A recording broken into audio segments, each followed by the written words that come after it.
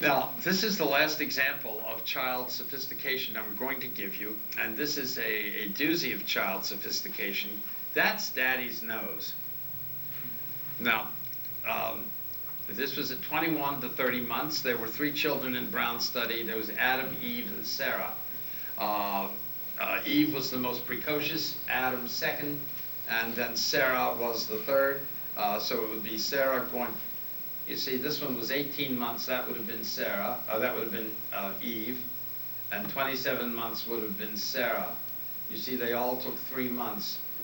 Eve was 21 months coming into stage 2, and Sarah was 3 months coming into stage 2, and Sarah was 3 months. Sarah and Eve have graduated from Ivy League schools, and so this is utterly normal development.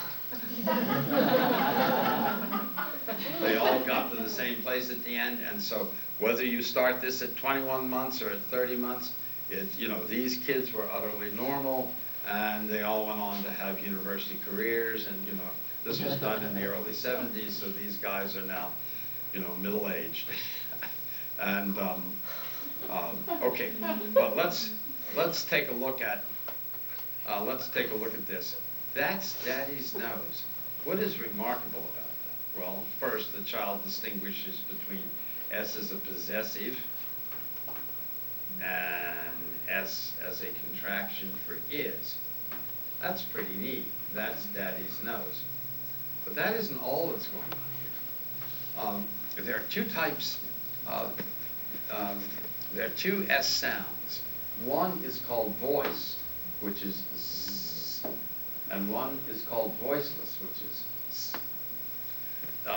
It'll show you this with T's and D's. Duh. You say it after me. Duh. Do you hear your vocal cords vibrating with duh? Try to say duh without vibrating your vocal cords. Got. Matt's nose. Got. Matt's nose. Who's got? And in that case, the apostrophe S for is would be voiced. Who's got Matt's nose? Am I going too fast? This is a lot of stuff to keep in your head. I'll just do this.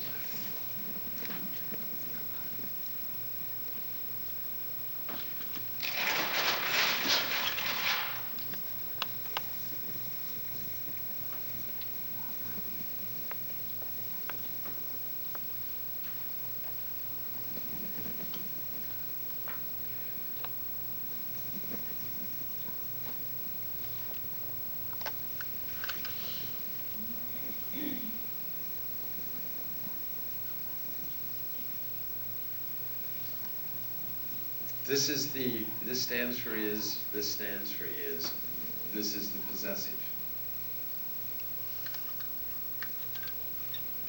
This is the possessive. So it's very clever that the kids know that this sound can be either is or it can be a possessive. That's clever enough at 21 months.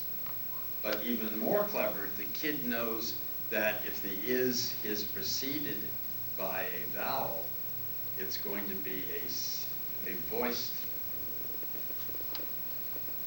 whose, and if it's preceded by a voiceless consonant, it's going to be voiceless.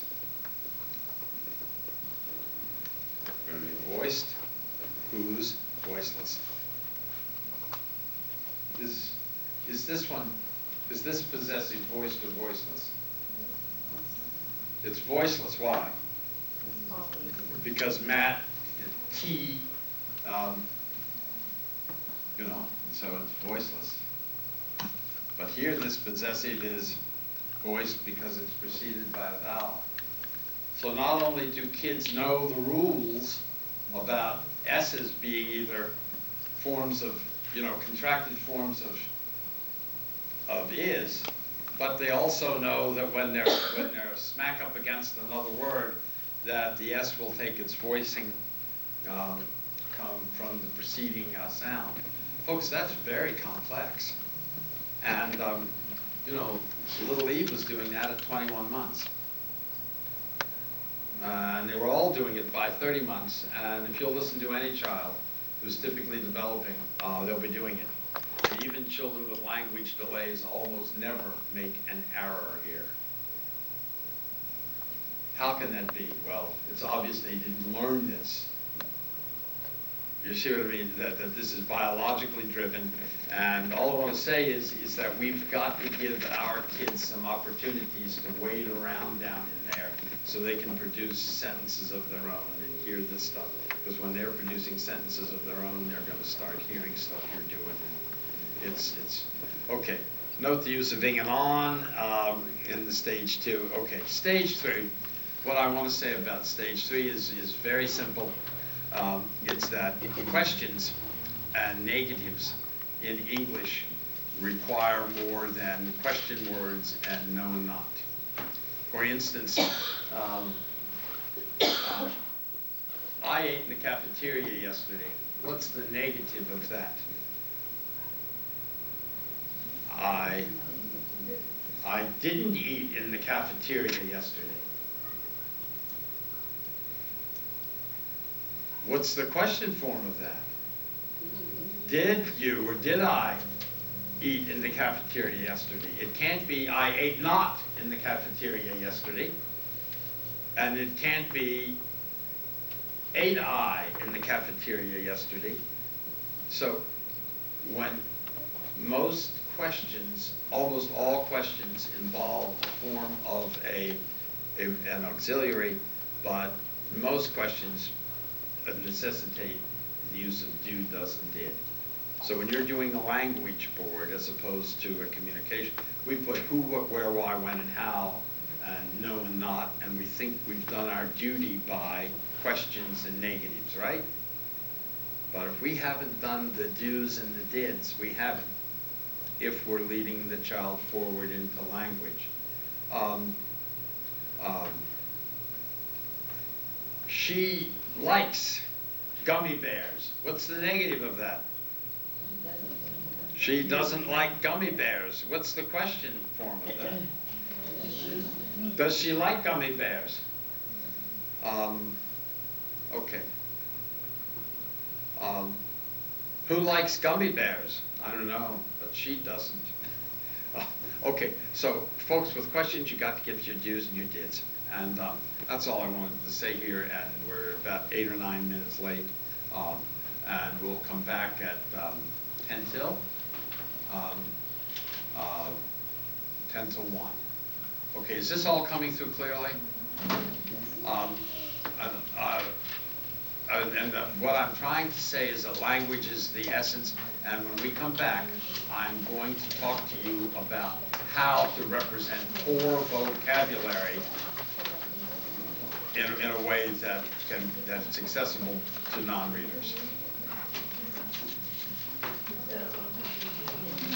Presentation, and then there's one for the West Valley, West Africa. Wait, here's some more AT. Sorry, Bruce. Oh no, go ahead. And if you need to take 2, you know, just take 2 and we'll make more. We have people to give them to.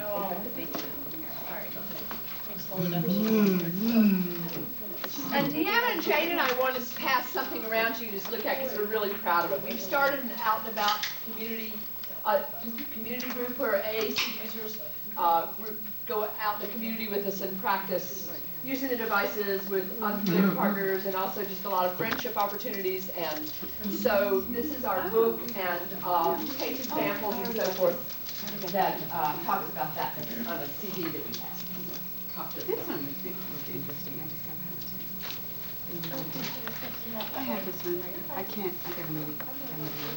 Oh no, I know what I got a meeting. No, what did I do with my in a math workshop. I didn't leave it in there. I know. You know what? This is for people with a device. Now I have cards. Oh. It's not carb, I'm not on a protein diet. My diet is largely carbohydrate, and I've nuked diabetes with it. It's just Have these both came around no that oil. way? And, No, not this one. Okay. no, I'm not on a low carb Those are two diet, different but I'm ones. on a no processed carb diet. I'm avoiding flour, you know what I mean, and yeah, so wheat berries are great, you know, but you gotta eat it. Bruce, can I interrupt for 1 second? I can't find my pocketbook. It's black with a J on the front of it and white. I think it's right there. No, yeah. Thank you. Sorry.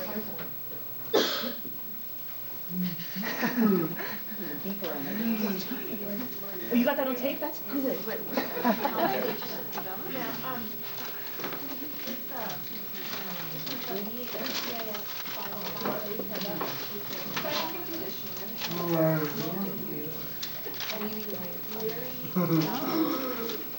Okay, so let's resume by starting. Let's resume with a kind of summary, and then a couple of cartoons.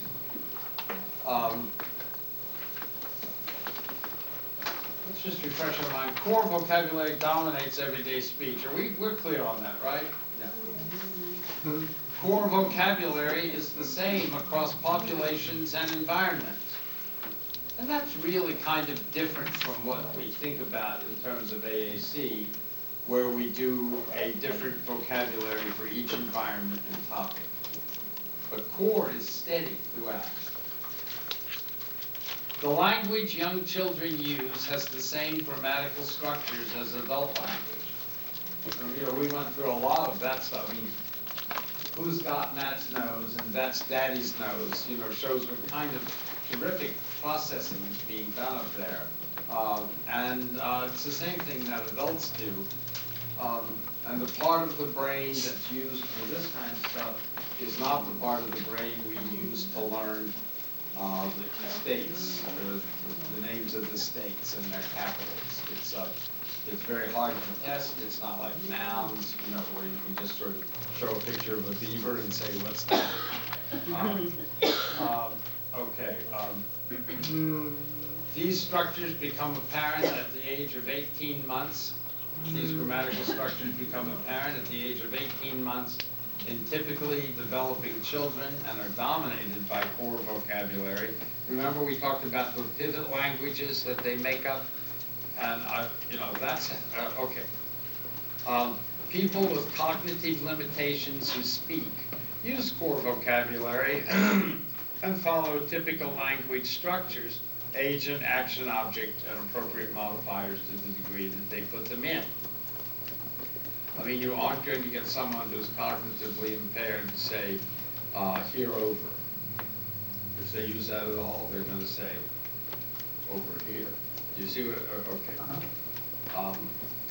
Okay, now this is from the New Yorker, of course, it says so, but this is what I think we have done with many of our AAC users, is the reason this guy's come to the doctor is he can't talk, and the doctor's looking at this, and no, I'm just making that up, and he says, your vocabulary is enlarged.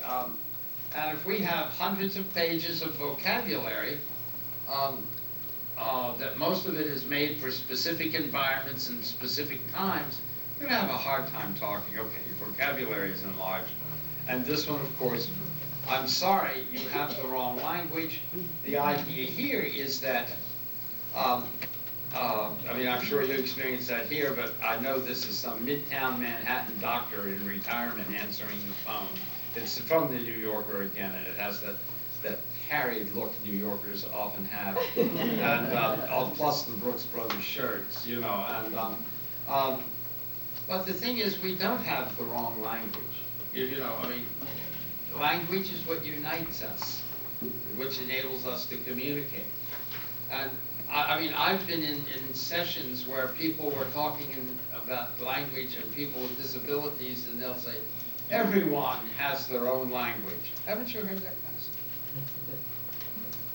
Everyone needs their own, you know what I mean? And I don't think that's a good understanding. Everyone may use the language structures in a way that's native to them, but they use the same language structures and vocabulary that we do for almost everything they say. And so this business about hyper-differentiation of environments is I think, kind of defeating. Okay, now, okay, here we go. The next one, we're going to talk about iconicity. What did I say iconicity was? It was a way of seeing how much, how concrete something is. Okay, well, I'm going to suggest, I've been suggesting, that we don't represent core language because we don't have a way to represent it in a way that we would call concrete, and in a way that's safe and sure, that we feel that we can teach.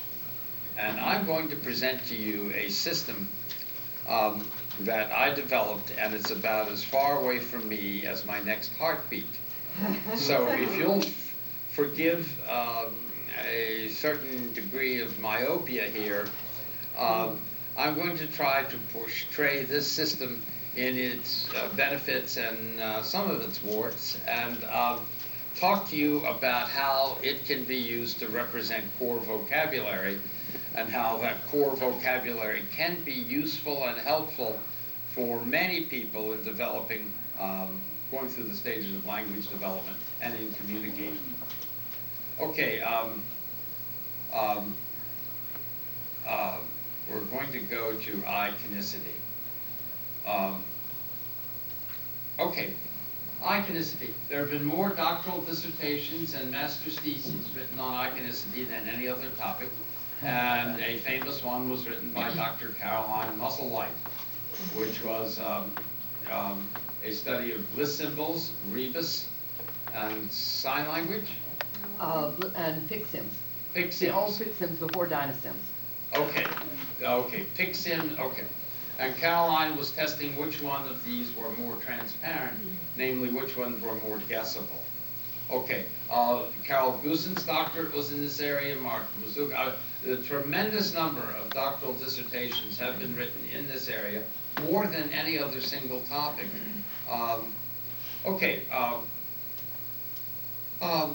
And iconicity is a technical term.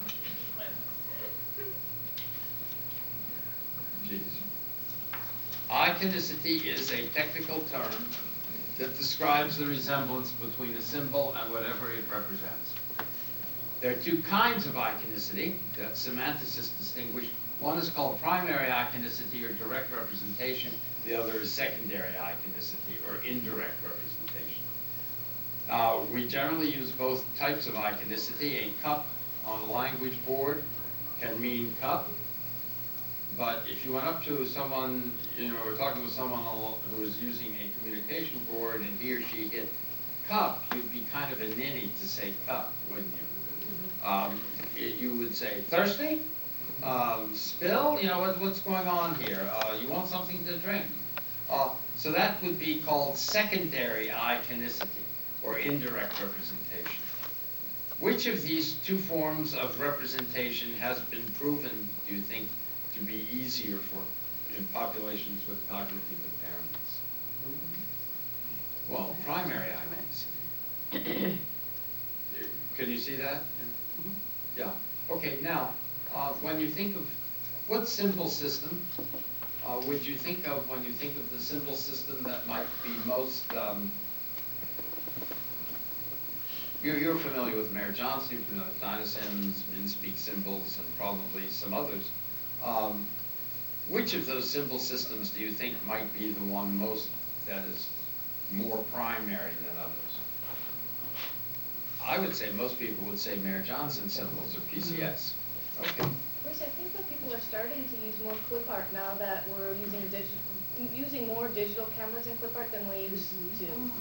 That you know, when we're looking at iconicity, that people are thinking that the photos of something could be used as the symbols representing. So it's because we can digitally store things better now that it's getting a little bit more prevalent than just the Meyer-Johnson. It's almost as popular that some people say. Well, in this area, I know in areas where it's wall-to-wall Mayer-Johnson, and you know, there have been some important research done that shows that quite often photographs are not as interpretable as line drawings. Which is what I wanted you to say. Okay. Yeah. I know when you look at a photograph of your dog, you know, your dog Rover there, you're also looking at a photograph of a chair, and if Rover's in the front yard, Rover's a little hard to see when he's reduced to a 1-by-1, you know, and you see more like the green background of the yard, and if Rover's a white and brown dog, you know, some of that stuff fades away. So, so even in terms of iconicity, there are saliency issues. But iconicity is the resemblance question, and it has been tested all in many different ways in AAC. Okay, now traditionally, not with photographs, but with the symbol system, there have been 3 measures of iconicity. These were set out by Bellucci and Klima in a famous paper in 1976, in which they asked the question, why are sign languages easier to learn than spoken languages? And they determined it was because of the iconicity, because sometimes signs resemble what they mean. Let me give you an example. Here is what they meant by a sign that was transparent. Namely, you could see it directly. Do we need to lower the lights here? Is that clear for you? Yeah. Okay. Iconicity, okay. Transparent would be this kind of a hand sign. What does that mean? Drink. It's very iconic. Now, a translucent hand sign would be a sign that you couldn't necessarily guess, but once you were told, you would not forget. Like, how many know what this means? Girl. Why does it mean girl? Bonnet. Bonnet.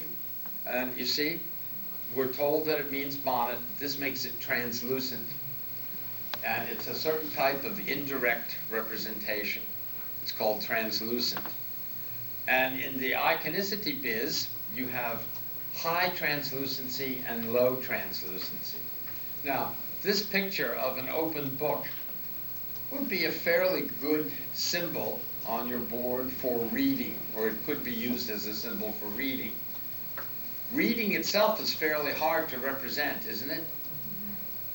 But this book, you know, conveys the idea of reading. But suppose you had to represent the noun phrase English class. Now that gets harder. What are you going to have? A picture of someone talking with a statue of Shakespeare above? You know, English class is going to be hard, and you could use an open book to show literature. You see what I mean here? You could use an open book, but this would be relatively low translucency, and this would be more high translucency. And then opaque is when the symbol bears no relationship to the thing that it represents. For instance, the backslash in bliss means the. There's no relationship between the and the backslash. And that would be called an opaque symbol. Now, let us take a further look here. Is English transparent, translucent, or opaque? In fact, English and all other naturally occurring human languages. Very opaque. They're opaque. There is no relationship between the sound table and the physical fact of a table, or else it couldn't be la mesa in Spanish. You see, the sound, the meaning and the sound are not related, except in a few words like boom vroom and maybe splash. Generally speaking, our words are opaque, and natural languages are famously opaque. Okay. But these are the measures of iconicity. So natural speech has very little iconicity. Very little. But symbols can have transparent, translucent. Can you think of an opaque sign? What? They? Vague. Vague? Vague. V-A-G-U-E? Yes. Okay, vague. That looks iconic to me. But this one is not iconic. It's good. Is that good? Why? No. That. What? Thank you. Thank you. Okay, wait. Yeah, Isn't you're this? right, you're right. This is good. This is good. Yes. This is thank you. Okay, this is good. Okay. Now, that's opaque, isn't it? I mean, it's hard to make a story about that one.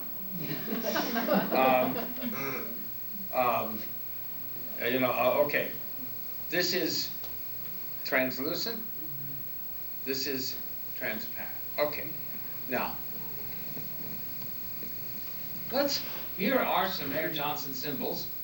And let's see what we're going to get when we analyze. This is an actual communication board from a bathroom at a United Cerebral Palsy Center that I actually took for myself. And I'm going to ask you, let's go through this and see whether the symbols are primary or secondary, and then transparent, translucent, or opaque. This symbol here for I or me, is that primary or secondary? Well, I think it's secondary because you can't picture an I. And this is actually primarily, in primary iconicity, is a man with a white glove pointing to his chest. You can tell it's a man because of the comb over it. Okay.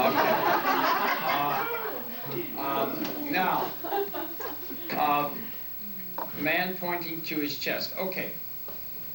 This is not I and me. Now, you can teach it, but I actually think that it's Michael Jackson, the white glove. And he's also had his face removed.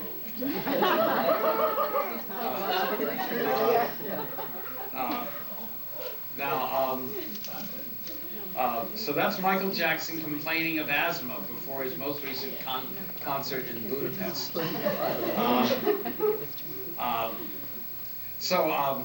There we go.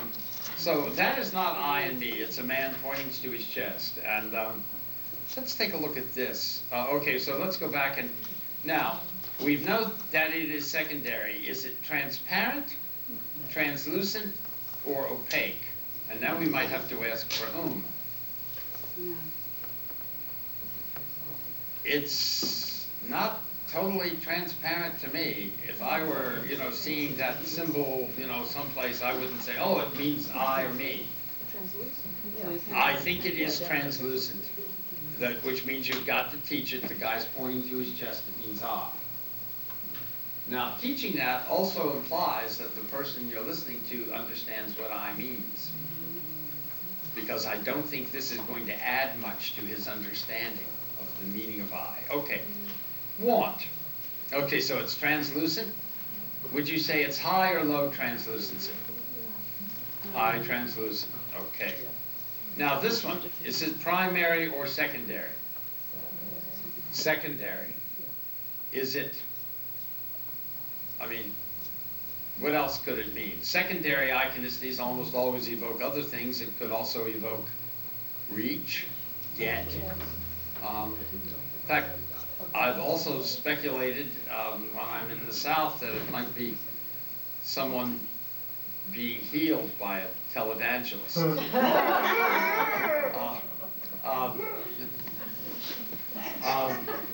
Okay, touch the screen.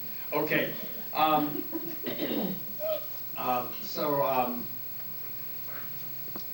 want is, okay, so now is this, so it's secondary, but is it transparent, translucent, or opaque? Well, it's translucent. Because there is a story that someone grabbing for something. But is it high or low translucency? It's low. It's quite low But Bruce, translucency. Another study that I never wrote up, oh well, but it was a great master's thesis. I Youth did. wants to know. I mean, you've got to I do know, it. I know.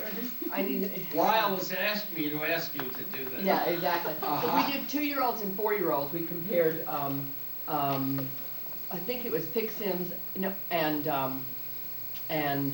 PCS. And I know that, and it was one of those things where they had 4 symbols. We were told the word and asked to say which symbol represents it. And of the, way more than half of the 2-year-olds got that symbol. And the 4-year-olds had no problem figuring out that that was the symbol for want. And it was, random. In other words, we had some verbs, some nouns. I mean, so if I was saying, which one means want? There would be the symbol for want. There might be one other verb, and then a noun, and an adjective. In other words, we kind of randomly gave the Whether, so it's a choice of 4. So it's pretty guessable. If you know that one of the words on your board might be want, then it was very guessable. but if you didn't know that one of these words meant want, But I think that's the whole point of translucency, is that we teach it and then you know that that's a possibility on your board. And so if they can figure out once they know that want is a possibility for me to say which one is it, which one is it. It's what my friend Bruce talks about as symbol, that whole issue of recognition rather than what, I'm blanking on the word that you've used that's recognition memory versus recall memory. Right, and so I think it relates to that. Translucency means that you can remember it once you're told. Right. And there's high translucency and there's low translucency. But I would say that if you can guess it when you know that it's one of the 4, that it's probably fairly high translucency. I would think that that's fairly that high would just make translucency. sense.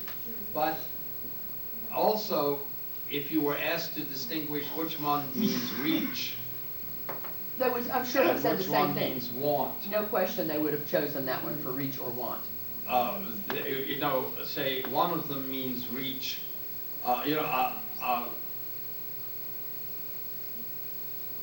once you know, let's go down to this graphic. Once you know a graphic, let's take a look at this. Why does this mean need? Oh, yes, you do. Just figure it out. It won't take long at all. What? The hair needs combing. The hair, messed up hair, comb, need. So here the organization of this graphic is, in fact, the graphic, the target word. See it? The graphic and the target word. Now, it's real easy for us because we know the graphic and the target word to build the link. But had I shown you this, Right.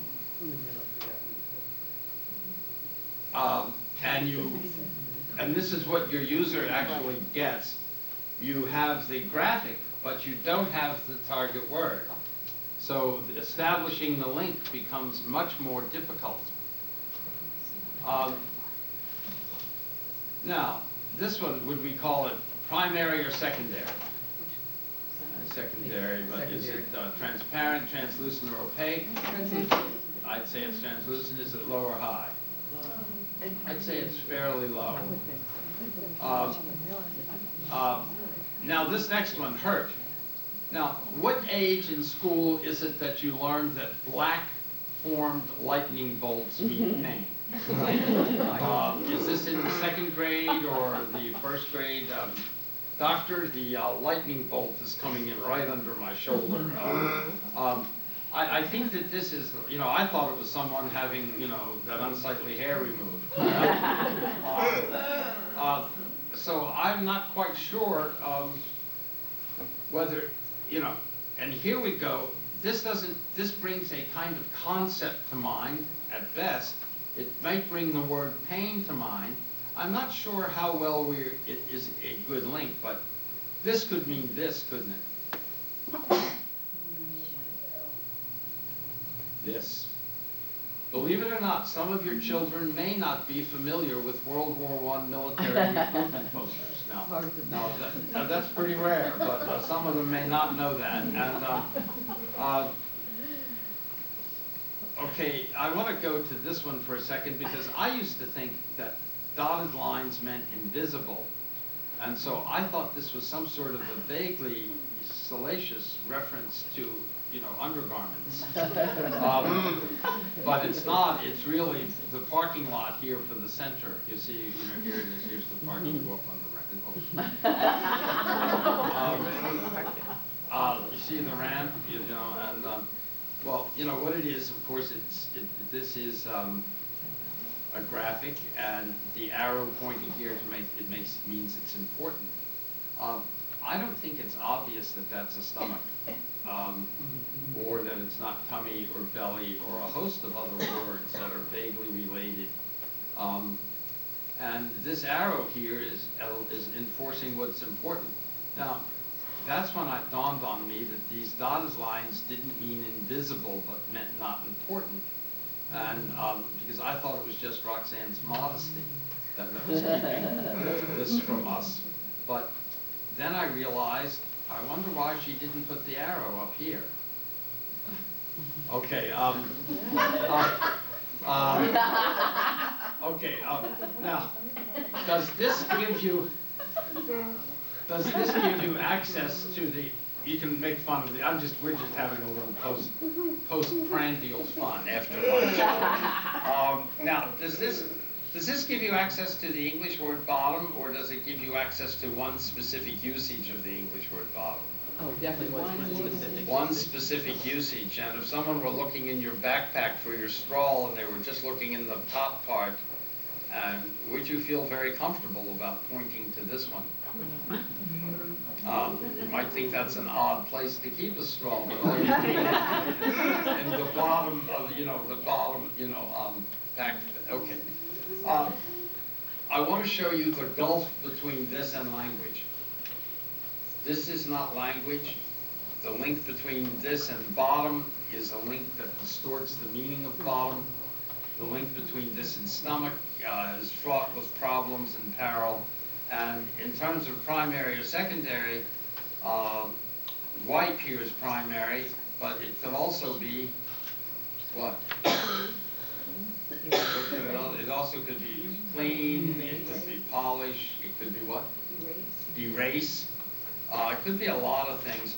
So my suggestion here is that there's a metaphor attached to most of these, and there is memory attached to that metaphor. And after yesterday I saw a board composed of these Mayor Johnson figures, and there were more than 200 of them. Now, you're not going to have trouble with the translucency factor here for these, but how would you do with 200 of these? You know, my translucency factor is not stressed yet, but I bet in 30 or 40 more of these, I would start having translucency issues. Okay, now make up a sentence.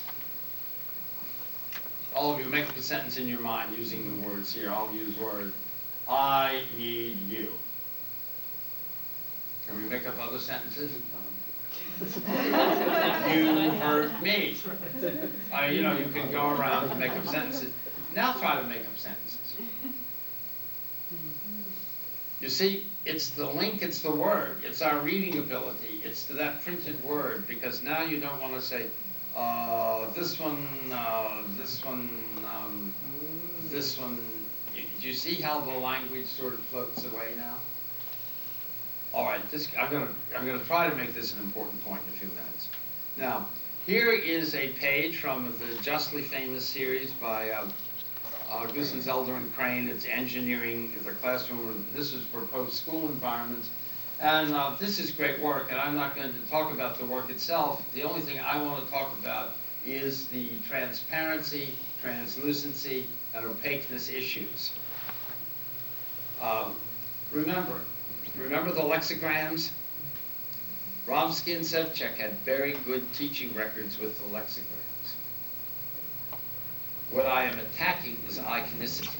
I'm not attacking this work because it works. I've seen people use these successfully. I'm attacking the notion of iconicity as being a very powerful force.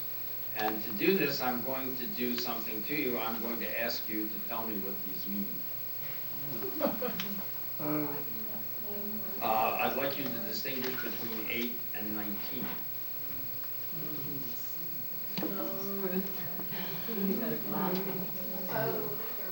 Well, here's the comb over again, I thought this kind of happiness as compared to this kind of happiness was sort of like therapy versus drugs.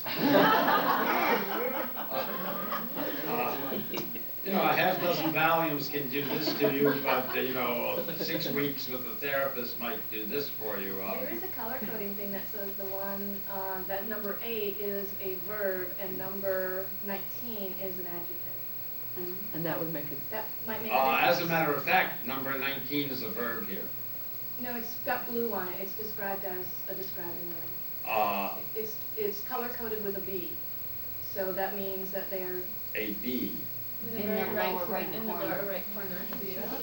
Okay, well, actually, when I show you what this is, you're going to find that it's a verb. Okay. I mean, you know, I don't, well, I'm going to show it to you in just a minute, and we're going to see. Okay, what's the difference between 9 and 13?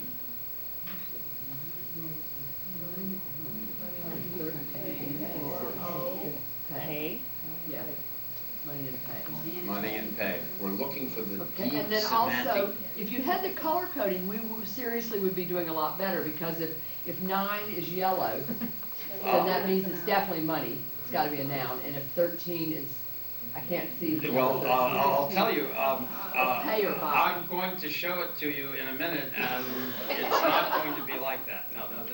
Now, just give me a break here. Okay. Okay, oh, this is Give me a break. Okay. What do you think this one means? Which one? Oh, this one. Okay. I'm going to reveal the color coding now for you, except it won't be color coding. I'm going to reveal what these actually are. You see, this is enjoy, and I forgot. You know, okay. This is enjoy, and this is I'd like that, please. So that was the like, the verb, that's why it's pink, because of the like, okay. The hard part is that we're applying rules that were designed initially for words for the adolescents that are now in phrases. Well, what I would like to say is that pictures are even less iconic and less transparent for phrases Oh, than they amen. are for Yeah. words. Yes. People think that, you know, that these, okay, Oh, too expensive, and it costs.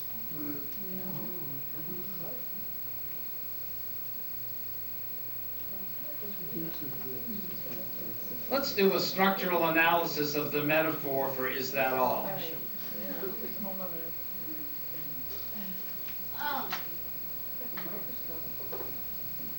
Well, you know, the question that most people think when, if I use that one and we're back here, is they think, do you want a pizza? Is that all? What's going on here is that there are a series of dots in the world, Right. and this is a line that encloses dots, and the question is, do you have the set of all dots, or do you have a subset? That would be a mathematical summary. But you see what's happening here? I think this metaphor is very difficult. Can I see that here you are?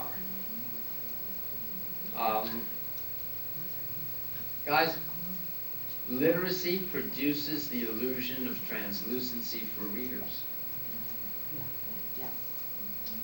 If I'd have asked you to color code this and divide up into groups and give me teaching protocols for this group and that group, we'd have all come back in a very makey-takey way, and you wouldn't have noticed, I don't think, that there is a huge chasm between this stuff and language. And I think that chasm is, well, I think it's quite a chasm, and I think it's hidden from us because literacy produces the illusion of translucency for readers. Are we together there? Do we read automatically? Can we stop reading? You know, they say that, if every 3 minutes they produce 100 frames on a movie that says drink Coca-Cola, and, you interview the people after the movie and they say, what's on your mind? I don't know, I think I'd like a Coke. We read even without knowing that we're reading, and I don't think we can divorce ourselves from the experience of reading here. And literacy produces the illusion of translucency for readers, and I think that having a half dozen of these might be hard in certain cognitive ways. But what I'm primarily talking about here is the chasm between the graphic and actual language. Folks, language is it language? Is it a transparent medium or an opaque medium? Opaque. And efforts to make it transparent, make it a transparent medium through are going to have lots of troubles. Okay.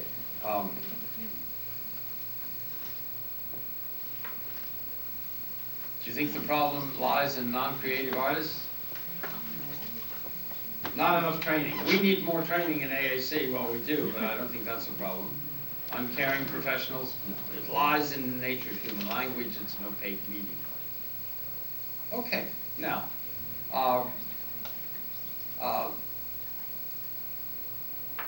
this is,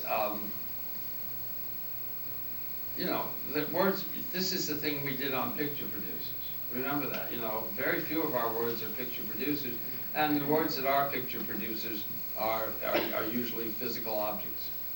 And, okay, this is just a summary from the other three, summary from the other slides. Now, I would like to talk about language representation in AAC as a separate kind of topic here.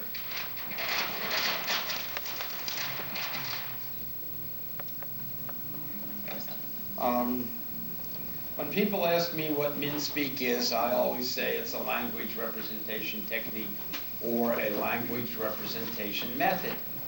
And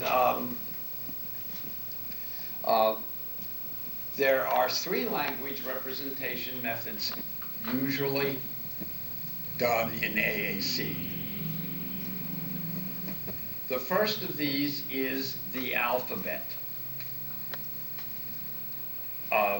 We use the alphabet in many ways in AAC, and we also use it for abbreviations, and we use it for word prediction.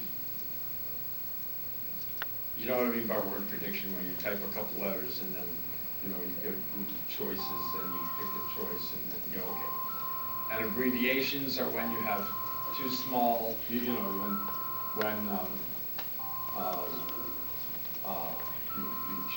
put your address under your initials or something like that. Okay. The next way are single meaning pictures. These are pictures like list symbols, dynasims, PCS or Mayor Johnson symbols, Right. And these are what are called univocal symbols.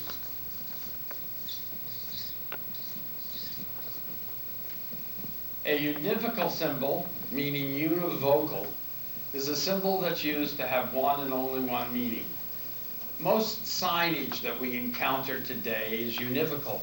When you're driving along the road and see an animal jumping, that sign is meant to stand for one and only one thing. It's not going to be an indication that we're having venison for dinner, is it? I mean, it means one thing, right? It means one thing. When you take a look at the save emblem on Microsoft Word, which shows an old floppy, that means save. It doesn't mean anything else. Well, it's univocal, one meaning. Now, is that the way letters work? Letters are not univocal. Letters are polysemous.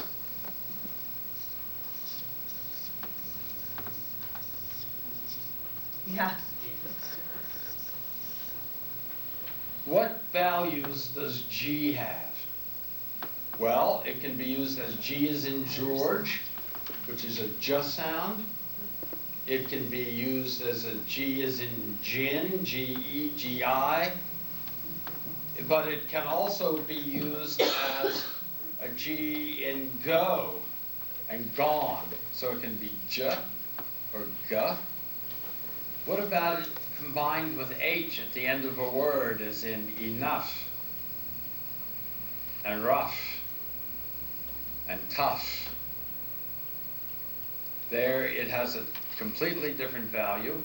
Can you think of any other values for G? Well, there are a variety of them, but G can, you don't know what value G is going to have until you see it used in context.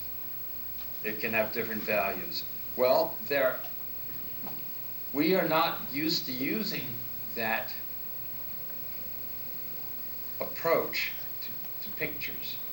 But I'm going to introduce that approach here. We're going to call it Minspeak, and I know many of you have used the system for many years. But what we have here is polysemous graphics, in which a graphic can mean a different thing when it's in another context. And I'm going to suggest to you that this way of using graphics presents certain advantage over the univocal way of using graphics.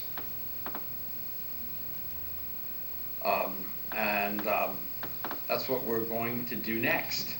And to do that, I have, Jane, where is the Pathfinder? I have, let's see, maybe we can do one for Q. Would someone, there you go. We seem to be getting this pretty well.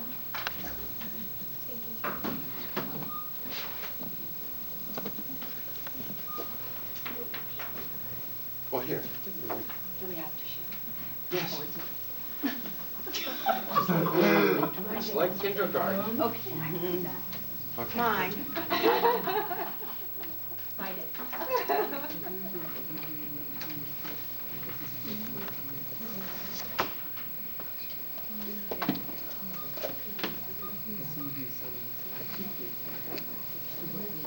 As much trouble as I'm going to do this, I'm going to find that we may not need to share.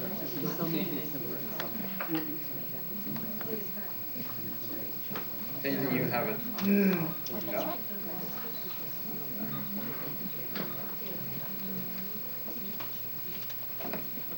Can we have our own together? Yes.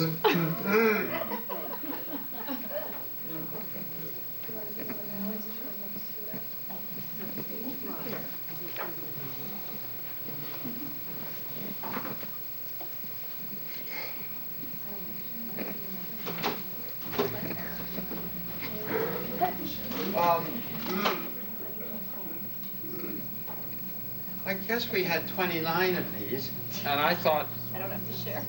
we don't have to share. Someone sitting there? Yes. Oh, okay. All right. Does everyone have one? Okay.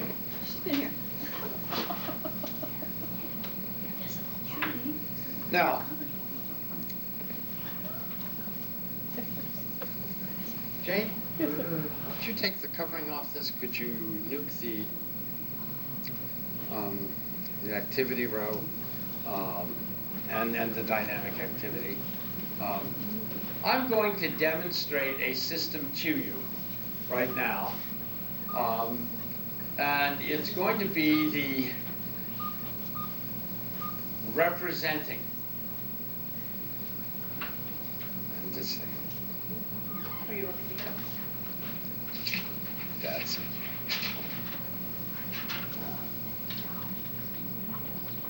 I'm not going to drool too much today. Okay. Okay, thank you, Jane. Okay.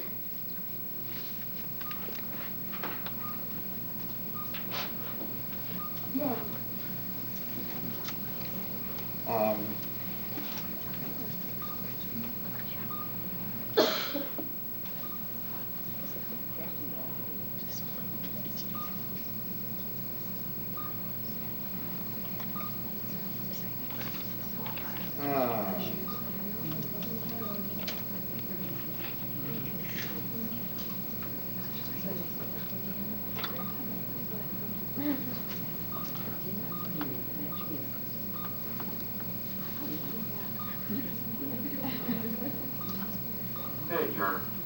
Okay, I just wanted to be sure it was loud enough. Okay, now, many of you are very familiar with this, but you're not. You're familiar, okay.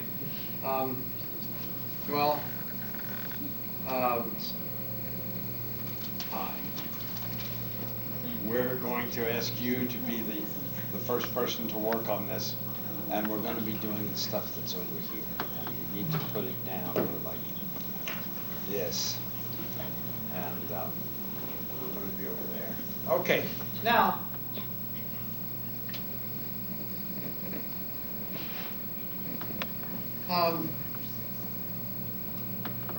I want us to look at personal pronouns. Okay, these personal pronouns are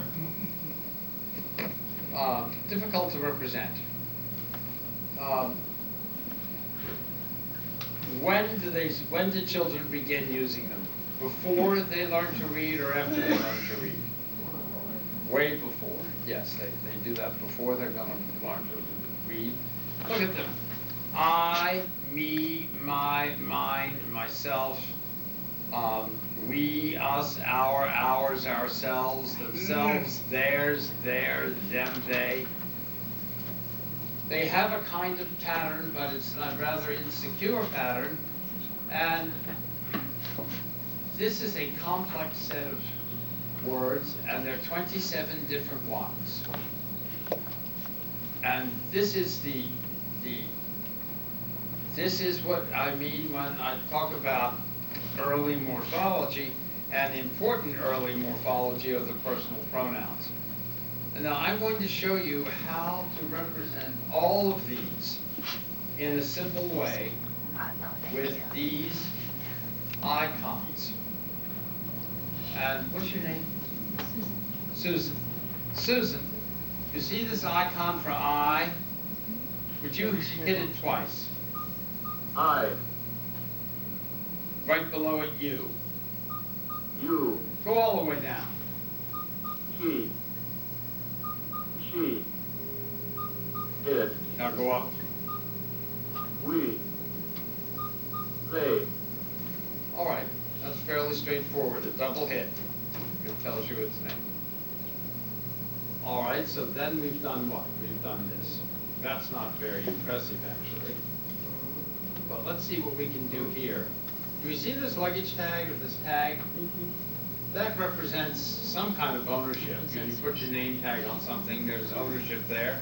Is that sort of agreeable to everyone? Okay, well, Susan, would you hit I once and the luggage tag once? I, We once and the luggage tag. Oh, you know, just go down the list. your, Okay? his, her, its, ours, their. Wow. Look what we've done. We now have this row, and we have this row. But we don't have any single key for any one of them, do we? Okay, let's go back. Now, you know, when we've talked about direct objects and objects, is there somebody who receives action? You see, we have somebody handing a gift to another hand. So you're giving something to someone. This person is the receiver of the action and the gift. We see that? Receiver of action. Susan, would you hit I and the object key? We, Go down the list. you, him, her, it, us, them. Wow. Guys, what have we done now? We've done all three of these, haven't we?